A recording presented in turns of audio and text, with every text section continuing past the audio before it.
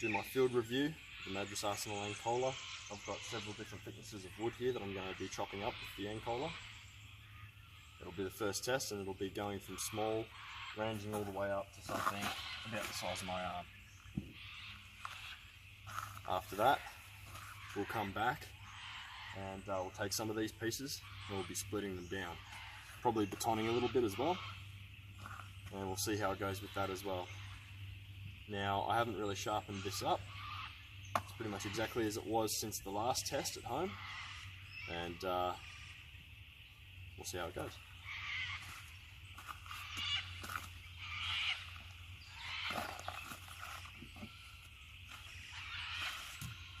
Alright, starting with the smallest. This is probably about an inch, maybe a little bit thicker than my thumb. I really doubt it's going to put up much of a fight, but let's have a look see.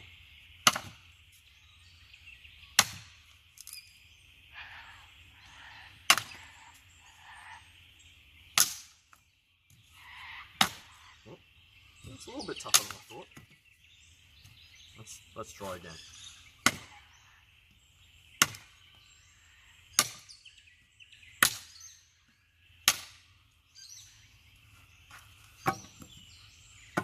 Let's move up to something bigger.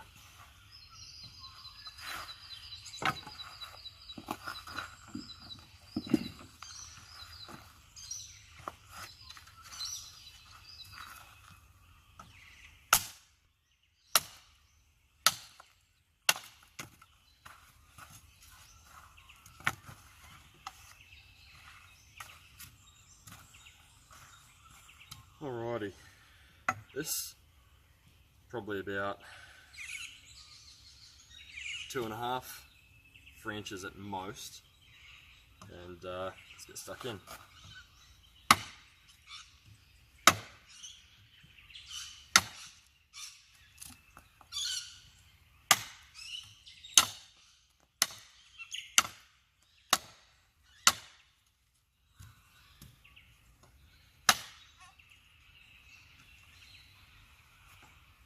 Pretty easy.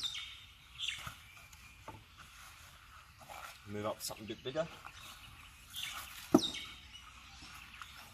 Alright, now we're starting to get serious. It's probably about the size of my wrist.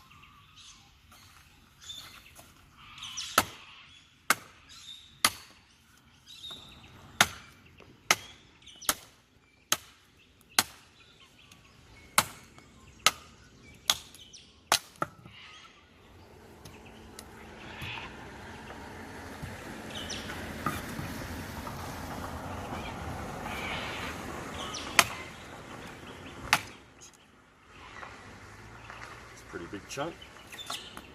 It's doing well.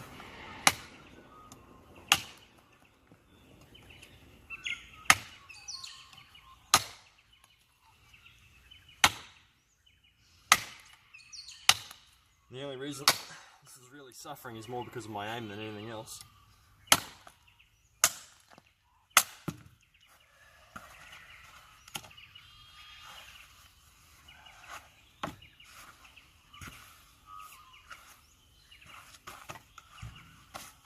Alright, let's move up to the big mama.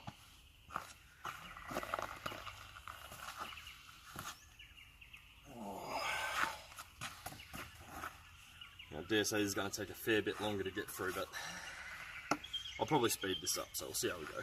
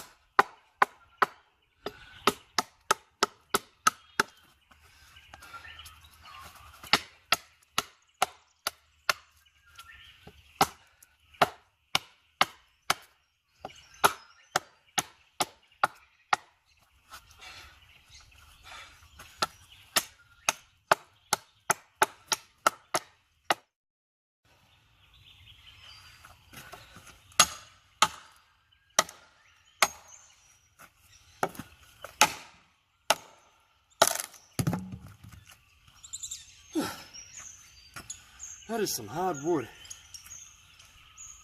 But we got through it.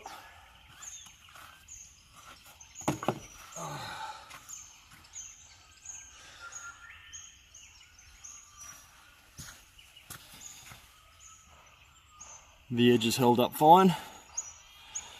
Wasn't a whole lot of shock in the hand. There was a bit, especially as I started fatiguing, but man, that was some hard stuff. Alright. So with that being done, I'm going to come back once I've regained my breath and do some splitting. Jeez. Hardwood.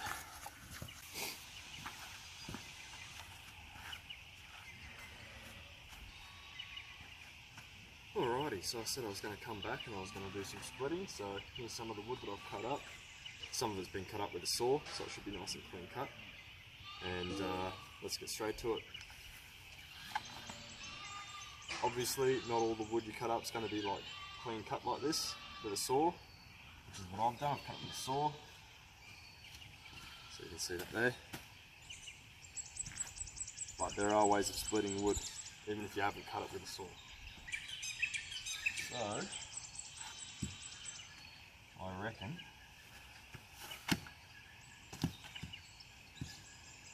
this should be about the way to do it. Get a baton.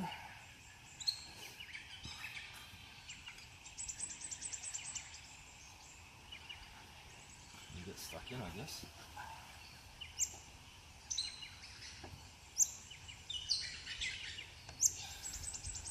Straight down the middle.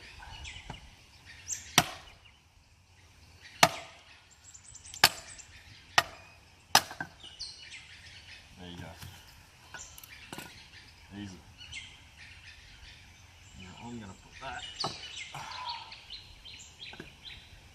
up against here so the moisture in the ground doesn't get to it. Hopefully. Let's go. Alright, let's see if we can split this one. Cut this one with the kukri. See if we can get a split going on it, even though it hasn't been all perfect cut. Shouldn't be too much of a problem.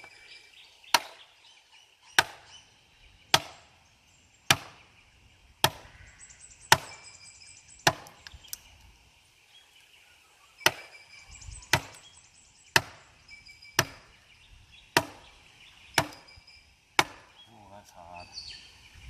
That is hard wood.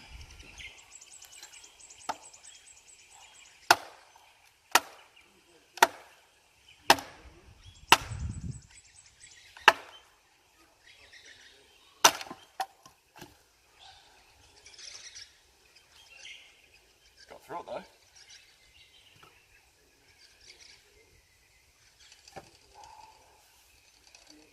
Edge is fine. Go one more, I think, and then that'll do it. Actually, let's trade you out for you.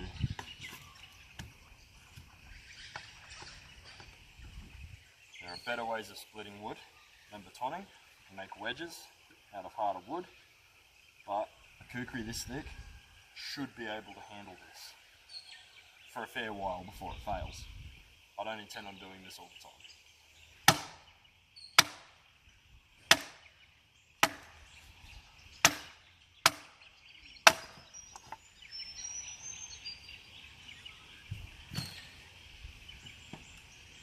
I reckon that'll do it. I reckon that'll do it. Slide the baton back.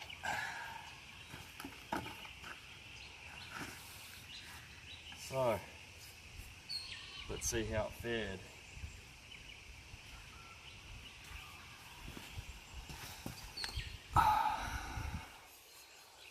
Bit of crud off there. Yeah, the edge looks pretty good. There's nothing wrong with it. It's worn off the patina that I put on it, but that's to be expected. A couple of scratches. Nothing serious. The spine's fine. Hopefully you can see that. If I do this maybe. So the spine's fine. Nothing wrong with it. It handled really well. The handle's not loose, nothing's loose, it's perfect. And it's still sharp. Let's have a look. Let's see if we can...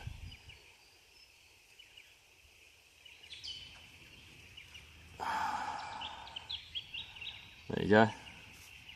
Still shaves. That's impressive. I'm really happy with that. That's fantastic.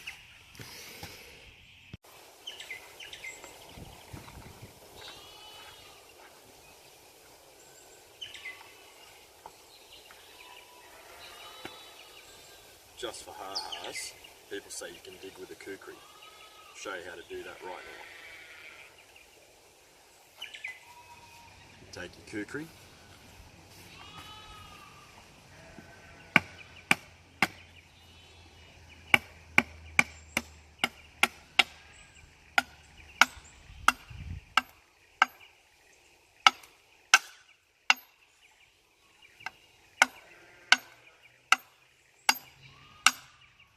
And you put a point on a stick, because I'm not digging with my kukri. There's no need for it. I don't sit the point. Provided you can find a stick, you put a point on it, and you can dig with a stick.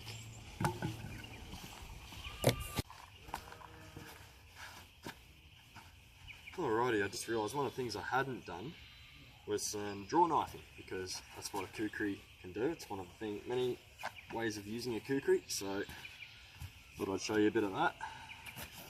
Now, if I can get this in the ground, maybe if I just do that. Best way of doing it supposedly is holding the blade like this and just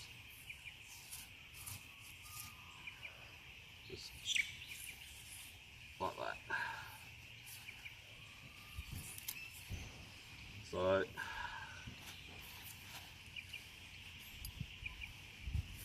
first time doing this, but I suppose if you find some wet wood and it's dry underneath the bark, that's one way you could do it. So yeah, I just thought I'd quickly show you that. Thanks again. Alrighty, and that concludes my review of the Madras Arsenal Ang Khola. That's my field review. I don't think I'll be doing any more videos on it unless you request them. If there's anything you want, just chuck it in the comments after I post this up. I'll be happy to give it a crack. The only thing that really happened detrimentally to me when swinging it is because I've got soft bitch hands and I got a blister, but that's it. A little blister. Nothing. Alright, so feel free to look at the other videos on my channel. I've chucked one up for a Tora, British service issue, circa 1970. It's a very good knife. It's much lighter than this one that I've got here. It'd make a better fighting knife rather than a bush knife, but it's up there anyway. I'll probably do some more videos soon. They'll be more towards sort of some of the knives that I've personally made, and I'll be putting those through some tests as well. Don't expect them to be as good as these because I've only just started. So thanks for all your patience. Again, any requests, feel free to chuck them in the comments, and yeah, thanks for your patience.